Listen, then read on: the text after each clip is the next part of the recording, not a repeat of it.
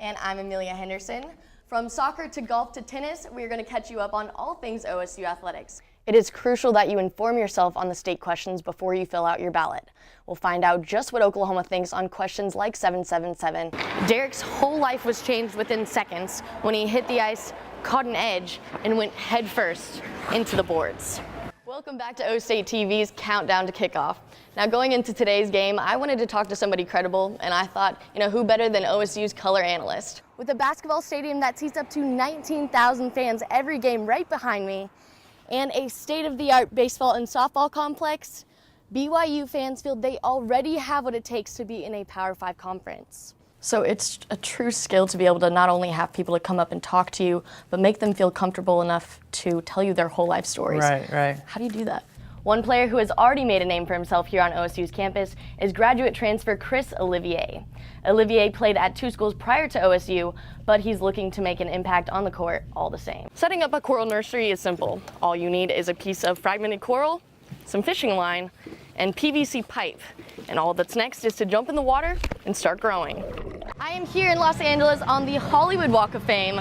So how do those athletes take their talents from on the field to the big screen to get one of these?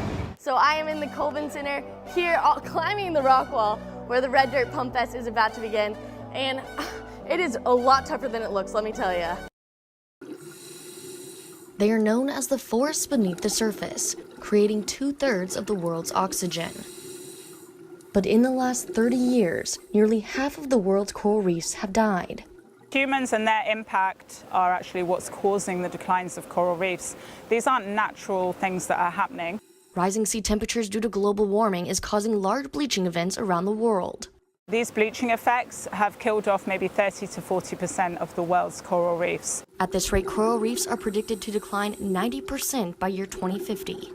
No matter what the naysayers say, the climate change is real, and we can see it here on a yearly basis at the decline of the health of the reef. But it's not too late to reverse the cycle. Coral nurseries are one part of the puzzle to actually help rehabilitate reefs. We can grow these corals and then plant them back into the reef and help generate whole new reef systems in that area. Setting up a coral nursery is simple. All you need is a piece of fragmented coral, some fishing line, and PVC pipe. And all that's next is to jump in the water and start growing. Anybody can put these in just with a little bit of research, a bit of education. You can put your own coral nursery trees down, and then they just continue to grow.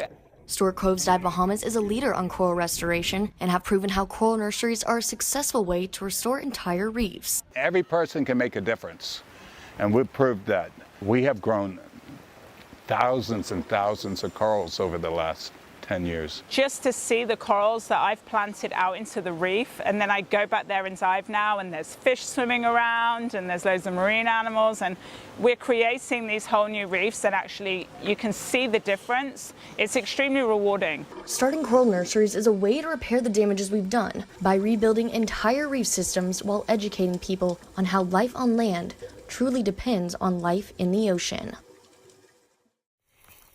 When you think Scottish Highland Games, you probably don't think Oklahoma. But who would have guessed a 3-time world champion Scottish Highland Games thrower lives right here in Stillwater. Wow! Terry Ventress was born and raised in Stillwater and works as a senior design engineer for Oklahoma State University. Terry started on her path to greatness after watching her husband throw in his first games in '97 in Midwest City, Oklahoma. We went out that day just to go watch. And he started watching and started talking to a couple of the guys. And he said, I'm going to go compete. I'm going to go throw. And I was like, you're going to go throw what? We had no idea what was going on because we were all rookies. Larry ended up winning that day, and they were instantly hooked. Now Terry is going into her 21st season and competes in 9 different events.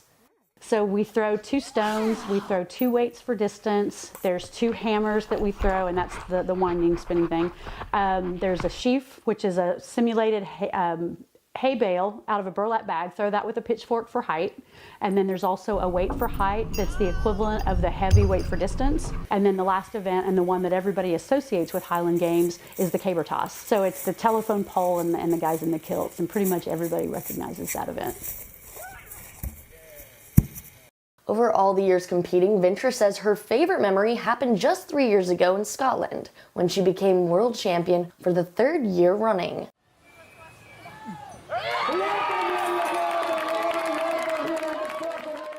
Shortly after Terry's three-peat, she had to make the tough decision to have her hip replaced. But she says that never brought her down.